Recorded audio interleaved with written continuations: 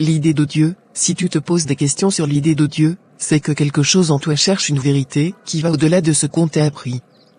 Et cette quête est noble, parce qu'elle te pousse à comprendre ce qu'est réellement la vie, ce qu'est réellement l'univers, et surtout, ce que tu es toi-même. On parle souvent d'un Dieu des religions, un Dieu décrit à travers des histoires, des textes anciens, des règles bien définies. Mais si tu te sens parfois en décalage avec cette image, c'est peut-être parce que ta conscience reconnaît quelque chose de plus grand, de plus libre. Ce Dieu dont on parle, celui qui serait enfermé dans des rituels et des doctrines, ce n'est peut-être pas le créateur de l'essence de ce que tu es. Car la conscience qui est en toi, cette force créative et vivante, va au-delà de toute définition. Elle est vaste, elle est infinie.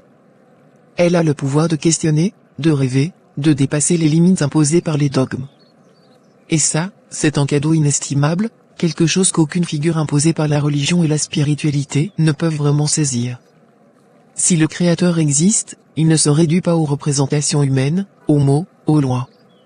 Il serait la source même de tout ce qui est, y compris de ta liberté de penser et de ressentir. Et cette liberté, elle te pousse à explorer par toi-même, à aller au fond de tes propres intuitions, à toucher ce qui est vrai pour toi sans te laisser limiter par des images et des croyances toutes faites.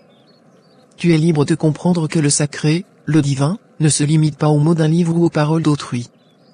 Le créateur de ton esprit, c'est cette force qui te permet de chercher, de te libérer des illusions, de ressentir la grandeur du monde avec ton cœur, ton âme et ta conscience, sans besoin d'intermédiaire. En effet, tout est énergie. Honore cette liberté, honore cette force en toi. Cherche par toi-même, parce que ce chemin vers la vérité, c'est le tien, et personne d'autre ne peut te le tracer. Gratitude.